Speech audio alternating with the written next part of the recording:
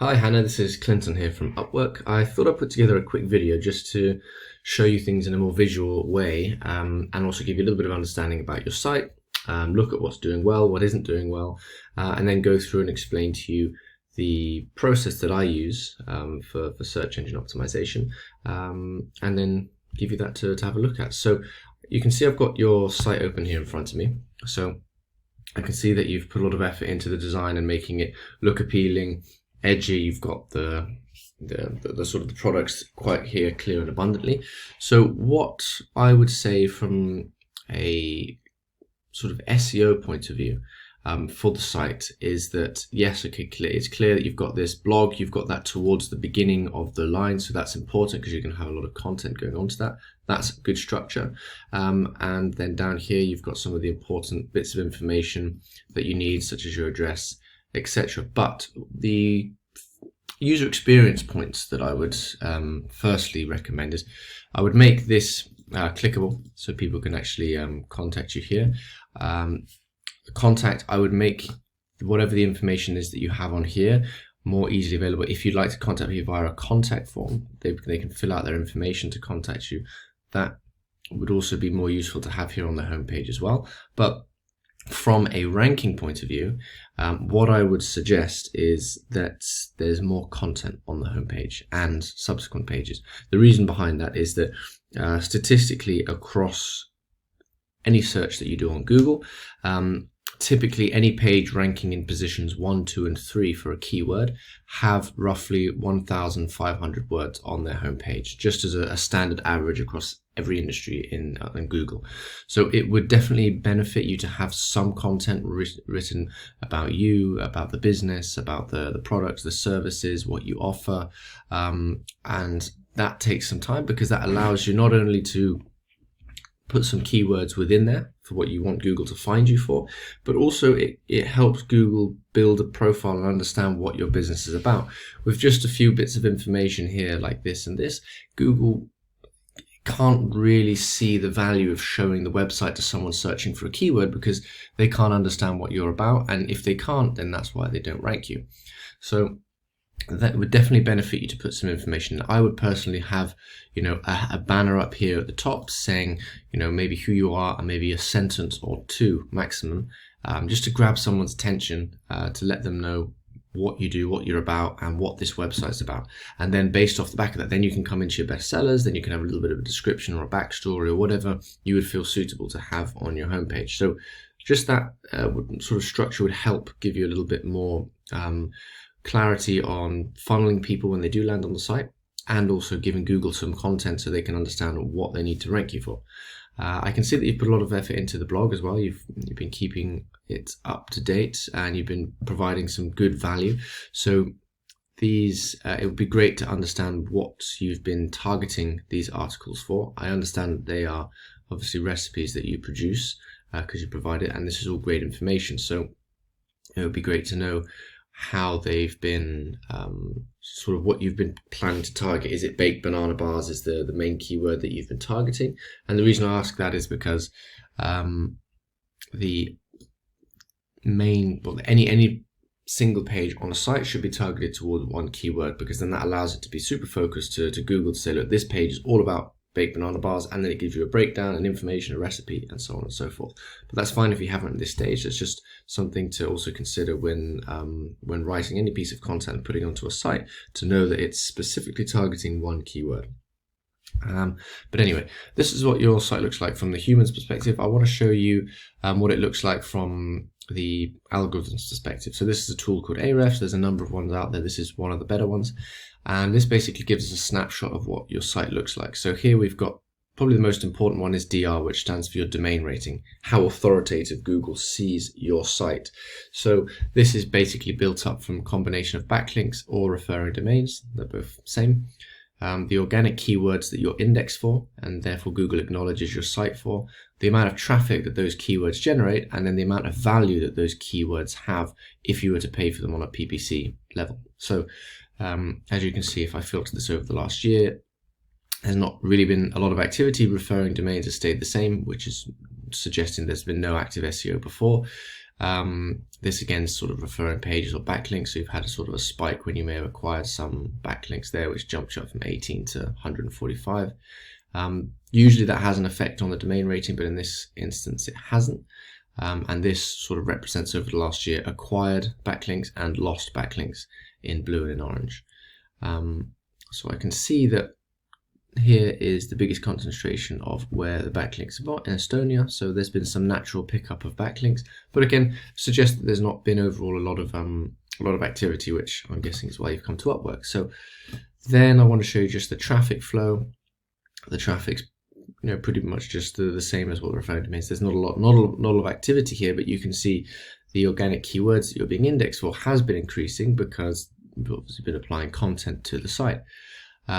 So let's have a look at what your site's actually being ranked for. So we've got here the Grand Tour Cookbook, Eat, Race, Win, and Hannah Grant. So this is the position that you're ranking, 6, 8. So you're on page 1 for both of these search terms, and then page 2, bottom of page 2, and then page 5. So you're being picked up for some keywords, but how do we take this to the next level? So what I typically do with any SEO campaign is I follow a tried and tested model to fully understand where the site is at the moment in detail and then take it forward. So just to give you an idea, the very first step that I would do is do what I call a website quality audit. So basically there's a number of different data points which feed through into a report like this, and then it fills out all this stuff on the right hand side. And I don't want to bore you with that, but ultimately what that brings us to is it gives us a snapshot of how many keywords are in the top 3 positions, top 3 to 10, top 25. That then gives us an idea of what we should target, because the ones that are closer to page 1 can be easier to get onto page 1. It gives us an idea of how many pages are having a status code of 200, which means a working page rather than a 404 and other broken pages. It again gives us an idea of how the pages are broken up across the site and the performance by category. So are the blog posts, how are they performing, how are the category pages performing, the blog, etc. And then based off of that, that leaves me with a decision to make on what we're doing with a page from a technical point of view and then from a content point of view. Because, for example, if a page is broken, well, obviously we want to fix that technically so it's not a broken page. And from a content point of view, if the content's thin, as in it has no content on it like the homepage, then that would mean, okay, on a content action, we need to make sure there's content on there. So we're going to benefit Google wanting to rank you. And off the base of that website quality audit, I then will understand how your website is positioned to go forward. And then based on all that, fix all the problems, know where we're going to spend the time, energy, and then move off over to do sort of keyword research. And there's 2 different parts to keyword research. There's keyword research on the basis of looking at what's already ranking on the site.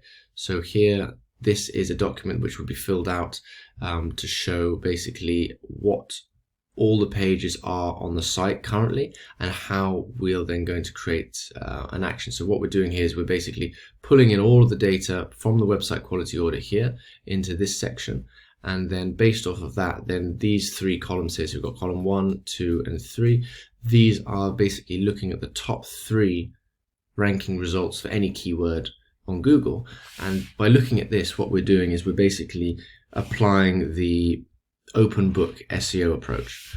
And Google is like an open book test.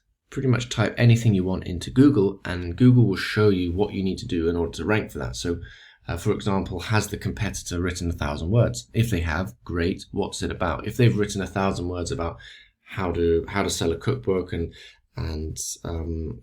the history of writing cookbooks to make them sell, well then we know if we go and write a 500-word article on how to build a cookbook with paper and then put it in a binder, we know that that's not going to rank because Google already believes that its users want to find a book about the history of cookbooks and how to sell them. So this document is quite important to understand if the content we have on the site is doing what it should do to rank for those keywords. And then what we do after we've made a decision based on this content that's already live on the site, we move over to the next keyword research stage, which is looking at the top 5 competitors that you have, comparing them with your site, the client site, and then looking at all the keywords that all of those competitors rank for and understanding where there are gaps for us to then target. So for example, we can see that this client had absorption rate of essential oils. Well, we know that we want to put that into a pillar of oils. We understand that it's achievable to rank from position 1, but we understand that the search volume is only 10. So then we might decide, okay, well, there's not enough search volume. Maybe we want to go for one which has, say, 150 search volume, or down here 1600 search volume. This gives us an idea of where we spend our time and money to try and rank for that keyword, and also understand at what point in the buyer journey that customer is, because there will be different buyer intents behind different keywords. Some will be more towards the attention level, others will be further down towards the more customer level. We want to target the more customer ones first, so that we're spending the campaign budget as best as we possibly can. And then off the back of that, we go and plan out the content, we create write that content, and then publish that on your site. We optimize that content when it's on your site, and then we go through and build off-page backlinks to that content and your homepage to help them rank, and basically let Google know that, look, there's other sites linking to this content, it's good value, therefore you should rank this website for the keywords that we've optimized it for. And that pretty much summarizes what happens typically within any SEO campaign. It's just down to the level of quality and the amount of the scale that you want to go at. So listen, I don't want to drone on about SEO and all that stuff, but I just wanted to give you a brief insight into what it would look like working with me. And I'm happy to discuss anything more on a call, answer any questions that you have on anything that I've shown you today. And yeah, if you're available anytime next week, it'd be great to jump on a call and have a chat with you. So just want to thank you for listening, thank you for watching, and I look forward to speaking with you soon.